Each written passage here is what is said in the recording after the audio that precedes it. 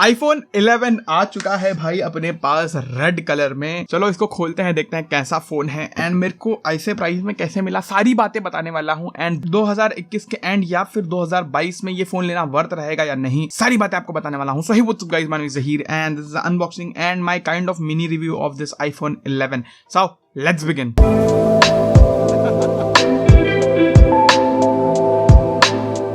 सो guys, आप लोग जैसे ये बॉक्स देख रहे हो तो आपको समझ में आ ही रहा होगा कि भाई ये एकदम ब्रांड न्यू फोन नहीं है। ये मैंने अपने फ्रेंड से बाय किया है। आप तो जानते होंगे बहुत सारे लोग अपने मास्टर मिनी टेक को, सो उनसे ही मैंने ये बाय किया है। बेसिकली मैंने दो सामान उनसे लिया है, एक ये है और एक है ये iPad mini 6। सो भाई इसका वीडियो तो आएगा तो इसके लिए रुके रहो। तो ये दोनों चीज मैंने एक साथ बाय किया उनसे, तो इसके लिए अपने को थोड़ा सस्ते में मिल गया। तो बेसिकली दोनों का प्राइस मेरे को 69,000 पड़ा। तो अगर मैं डिवाइड करूँ तो लगभग 33,000 का ये है एंड 36,000 का वो iPad mini पड़ा मेरे को। बाय द वे ये 128GB वेरिएंट है एंड 40 डेज यूज्ड है, तो उसके हिसाब से मतलब भाई काफी अच्छी डील है, तो मैंने ले लिया। तो चलो मैं ओपन करता हूँ एंड आपको दिखाता हूँ। अब ओपन क्या ही करना है, तो बेसिकली ये फोन है, उसके बाद यहाँ पर ये Type-C to lightning cable and paperwork and Apple stickers basically. So guys ये है वो फोन। ऑफ कोर्स मैंने इसको 2-3 दिन यूज किया, फिर आपके सामने लेके आया उसका वीडियो। भाई है जबरदस्त फोन है भाई, टू बी ऑनेस्ट बहुत ही ज्यादा जबरदस्त फोन है। स्पेशली आप 35,000 के आसपास की रेंज में बात करो तो भाई बहुत ही ज्यादा तगड़ा फोन है, लाइक लिटरली बहुत ही ज्यादा अंगार फोन है, स्पेशली 128GB वाला वेरिएंट। तो मैं बताता हूँ भाई, पहले तो हम लोग बात करते हैं इसके बिल्ड क्वालिटी एंड डिजाइन की। एकदम न्यू ही फोन था ऑलमोस्ट। यहाँ पर एक छोटा सा डेंट आ गया था, जैसे कि आप लोग यहाँ पर देख रहे हो, शायद आपको दिखे। तो ये डेंट की वजह से प्राइस थोड़ा सा कम हो गया। तो भाई एक चीज याद रखो, बेसिकली अगर आप सेकंड हैंड फोन खरीदने जा रहे हो तो थोड़ा नेगोशिएट करो। एंड एक चीज हमेशा याद रखना, अगर आप सेकंड हैंड फोन खरीद रहे हो तो पहले देखना कि फोन खुला ना हो, पहली चीज। दूसरी चीज, फोन वारंटी में होना चाहिए। तीसरी चीज, फोन अगर वारंटी में तो ऐसा देखो कि भाई कोई ऐसा बंदा है जो थोड़ा ट्रस्ट वर्दी है एंड बैटरी के हेल्थ वगैरह भी देख लो। अगर ट्रस्ट वर्दी बंदा है तो ही खरीदो, नहीं तो भाई पब्लिक ना खुला फोन ऐसा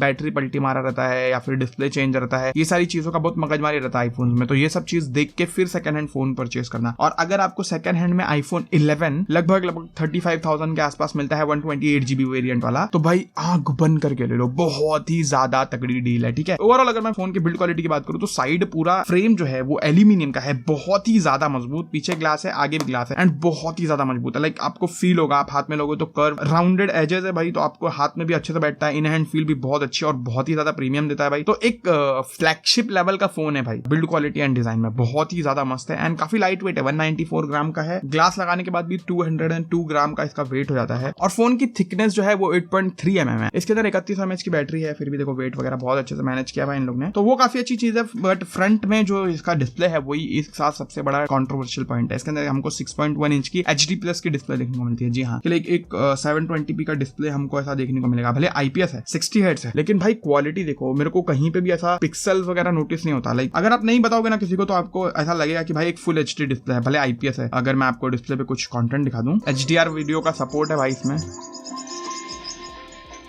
काफी ज्यादा एक्यूरेट कलर और काफी ज्यादा अच्छी क्वालिटी का डिस्प्ले है भाई। मैं ये नहीं बोल रहा हूँ कि भाई एकदम एमोलेड लेवल है, लेकिन भाई एक IPS के हिसाब से एंड 35,000 के हिसाब से बहुत ही ज्यादा अच्छा डिस्प्ले है। और जो 60 Hz का बहुत लोग बोलेंगे भाई एंड्रॉइड में 120 Hz एमोलेड डिस्प्ले देखने को मिलता है। आई नो, मैंने बहुत सारा फोन यूज किया है उसमें भी, लेकिन भाई इसमें भी आपको एक आईफोन का एक्सपीरियंस के लिए ये डिस्प्ले बहुत ज्यादा अच्छा है। एंड जो इसका 60 Hz है, आईफोन का 60 Hz इज इनक्रेडिबल भाई। जो हिसाब से ये लोग मतलब एनिमेशन वगैरह को ट्वीक किया रहता है ना, बहुत अच्छा रहता है। लाइक अगर आप एंड्रॉइड के 120 Hz पे आते हो ना तो पता नहीं चलेगा, लेकिन अगर आप आईफोन के 120 Hz पे आओगे तो आपको डेफिनेटली पता चलेगा भाई। तो मेरे को कोई भी ओवरऑल प्रॉब्लम देखने को नहीं मिली भाई डिस्प्ले में। मतलब I am very satisfied with it. बस ये जो नॉच है वो थोड़ी सी बड़ी है भाई, मतलब ये एक पहचान बन गई आईफोन की। तो किसी किसी को अच्छा लगता है, किसी किसी को नहीं अच्छा लगता है, तो ये चीज है। बाकी परफॉर्मेंस की बात करो तो इसके अंदर अभी भी हमको एप्पल का A13 Bionic चिपसेट देखने को मिलता है, जो 7 nm वाला प्रोसेसर है एंड बहुत ही ज्यादा पावरफुल है। लेकिन इसमें सिर्फ 4GB रैम है, लेकिन आप कोई भी एप्लीकेशन खोलो, कोई भी एप्लीकेशन ओपन क्लोज करना हो गया, कुछ भी करना है ना भाई, तो आपको कभी मेरे ख्याल से दिक्कत देखने को मिलने वाली नहीं है। लाइक एकदम स्मूथ परफॉर्मेंस है। रैम मैनेजमेंट भी काफी तगड़ा है। आपका कल का परसों का एप्लीकेशन भी इसके रैम में रहता है, तो भाई बहुत ज्यादा अच्छा है। रैम मैनेजमेंट हो गया, performance overall, day to day task में आपको कोई भी इशू देखने को मिलेगा। जब गेमिंग की बात करूं तो उसके अंदर भाई BGMI अगर मैं चला लूं, जब तक गेम स्टार्ट हो रहा है, मैं आपको फिजिकल ओवरव्यू अगर बता दूं, जो मैं भूल के बताने को। बॉटम साइड की बात करूं तो भाई यहाँ पर हमको speaker grill, microphone grill and ये लाइटनिंग पोर्ट मिलता है। जी हाँ, लाइटनिंग पोर्ट तो ही यहाँ पर। इधर पे सिम कार्ड ट्रे मिलता है जिसमें आप एक सिम कार्ड लगा सकते हो और इसके इसके अंदर ई सिम लगाने का ऑप्शन है, यहाँ पर पावर बटन है, ऊपर के साइड में कुछ भी नहीं है भाई, खाली एंटीना बाहर है। और इस साइड की बात करूँ तो यहाँ पर वॉल्यूम रॉकर्स एंड ये म्यूट स्विच है, इसका एप्पल का क्लासिक म्यूट स्विच। पीछे की साइड की बात करूँ तो भाई पीछे के साइड में यहाँ पर कैमरा मॉड्यूल देखने को मिलता है, माइक है उसके अंदर, फ्लैश है एंड यहाँ पर एप्पल लोगो है, प्रोडक्ट रेड की बैजिंग है। फ्रंट साइड की बात करूँ तो यहाँ पर नॉच, फेस आईडी वगैरह उसके अंदर है एंड ये 6.1 इंच की डिस्प्ले है। देखो गाइस इसके अंदर हमको HDR एक्सट्रीम की सेटिंग देखने को मिलती है, विच इज क्रेजी भाई, क्योंकि अभी ऑलमोस्ट 2.5 साल पुराना फोन है तो उसके हिसाब से देख लो।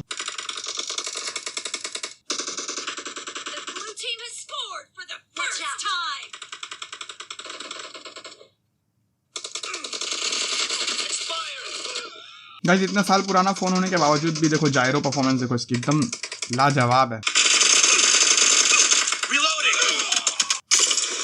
तो स्मूथ एक्सट्रीम पर रख के खेलते हैं भाई।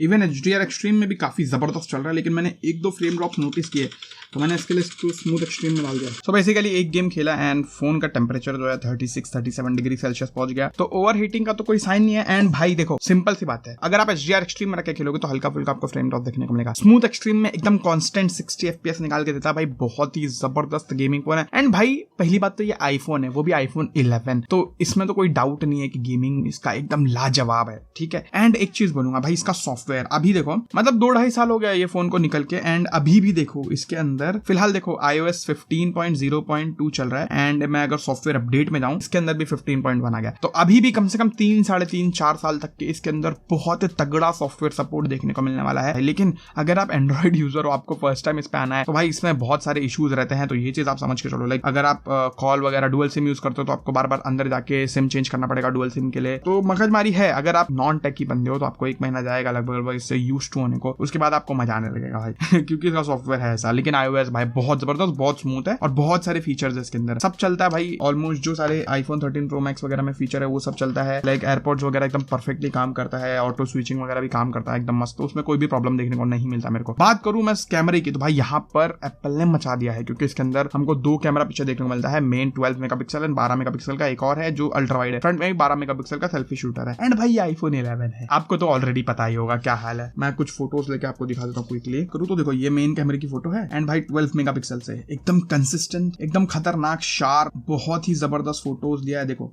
Wow, I mean dynamic range देख लो, क्लैरिटी देख लो, बहुत जबरदस्त है एकदम, मतलब कंपैरेबल है, आप इसको इजीली कंपेयर कर सकते हो iPhone 12 की फोटो से। एंड यहाँ पर देखो ये अल्ट्रा वाइड है, यहाँ पर डेफिनेटली सॉफ्ट है, लेकिन कलर्स में जरा भी चेंजेस नहीं आए, ये मैं डेफिनेटली बोलूंगा। देखो ये अल्ट्रा वाइड, ये normal mode, ultra wide, normal mode, भाई क्या ही क्वालिटी है देख रहे हो। मतलब 12 मेगापिक्सल होने की वजह से जूम में इतना ज्यादा बेनिफिट नहीं देखने को मिलता, लेकिन जो मतलब ओवरऑल प्लीजिंग लगती है ना आंख को इमेज, एकदम बहुत ही जबरदस्त है फोटो, क्या मस्त है। ये मेन सेंसर नहीं है, ये अल्ट्रा वाइड सेंसर है बेसिकली, तो अल्ट्रा वाइड में डायनेमिक रेंज उतनी खास नहीं है, लेकिन जो मेन सेंसर है उसकी डायनेमिक रेंज एकदम लाजवाब है एंड शार्पनेस वगैरह भी काफी ज्यादा अच्छी है। मतलब ये लो लाइट का सिनेरियो है भाई, अगर अच्छी लाइटिंग रहेगी तो एकदम नेक्स्ट लेवल रहेगा भाई। So overall I am super impressed with the main camera. देखो मतलब बेसिकली एकदम रिलायबल कैमरा है, आप एकदम आंख बंद करके इसके ऊपर ट्रस्ट कर सकते हो कैमरे के मामले में, बहुत ही जबरदस्त। एंड इसके अंदर ये फीचर भी है, लाइक आप टेक्स्ट पे क्लिक करके डायरेक्ट वो टेक्स्ट को कॉपी कर सकते हो अगर फोटो में है तो। इवन जो ह्यूमन पोर्ट्रेट्स है, इवन इतने लो लाइटिंग सिनेरियो में देखो क्या ही क्वालिटी की फोटो लिया है, तो भाई फोटो के मामले में कोई हाथ नहीं पकड़ सकता है ये प्राइस में स्पेशली। एंड ये फ्रंट फेसिंग कैमरा है, मतलब फ्रंट फेसिंग कैमरा भी काम चला हुआ है फॉर श्योर, मतलब बहुत ज्यादा इनक्रेडिबल नहीं है, आप वीवो का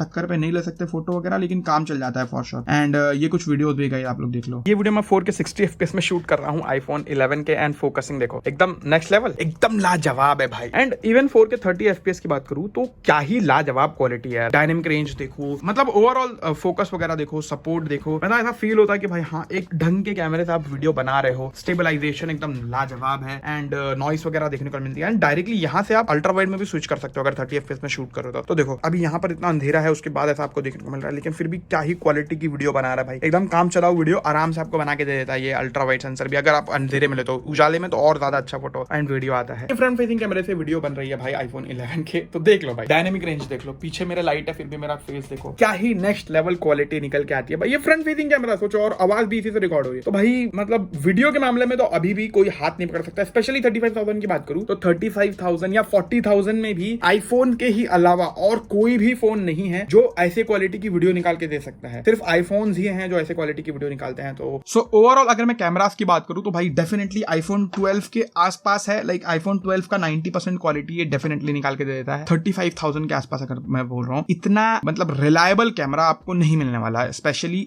आईफोन्स के अलावा। और जो दूसरे फोन है जैसे गूगल पिक्सल हो गया, उसके फोटोज बहुत अच्छे आते भाई, नो डाउट फोटोज बहुत अच्छे आते हैं, लेकिन वीडियोस में हक देता है। मतलब इस मामले में लाइक एक रिलायबल आपको कैमरा वाला फोन चाहिए जिसमें फोटो भी अच्छी क्लिक करे और वीडियो एकदम नेक्स्ट लेवल बनाए, तो भाई ये फोन है, क्योंकि 4K 60 FPS तक शूट कर सकता है भाई, एंड स्लो मोशन वगैरह भी 240 FPS तक के शूट करने की कैपेबिलिटी है। तो भाई क्या ही क्वालिटी की फोटो एंड वीडियो निकालता है, एकदम नेक्स्ट लेवल है, इसमें तो मेरे को कोई भी डाउट नहीं है। ठीक है, उसके बाद अगर बैटरी लाइफ की बात करूं तो इसके अंदर हमको 3110 mAh बैटरी देखने को मिलती है एंड 18 वाट का फास्ट चार्जिंग है, लेकिन बॉक्स के अंदर चार्जर वगैरह कुछ नहीं आता भाई, तो आपको अलग से 18 वाट वाला फास्ट चार्जर या तो फिर जो 20 वाला एप्पल का आता है वो खरीदना पड़ेगा, जो 2000 रुपए का आता है। लेकिन भाई ओवरऑल जो चार्जिंग स्पीड है वो काफी ठीक है। लाइक ये प्राइस में मोस्टली 65 वाट हमको देखने को मिलता है एंड्रॉइड में, लेकिन यहाँ पर 20 वाट है जो आधे घंटे में 50% चार्ज कर देता है। एंड जो बैटरी लाइफ है इसकी आपको ऐसा देखने को मिलेगी कि एक दिन आप इजीली निकाल लोगे। अगर आप 1.5 दिन खींचना चाहो, बहुत लाइट यूजर हो तो 1.5 दिन खींच लोगे, लेकिन अगर आप एक नॉर्मल यूजर हो और हैवी भी यूज करते हो तो एक दिन आपका निकल जाएगा। लगभग 5, 5.5, 6 घंटे के आसपास का स्क्रीन ऑन टाइम आपको निकाल के दे देगा ये फोन। एंड साउंड क्वालिटी की बात करो तो नीचे और ऊपर बेसिकली स्टीरियो स्पीकर्स है इसके अंदर, एंड आप सुन लो,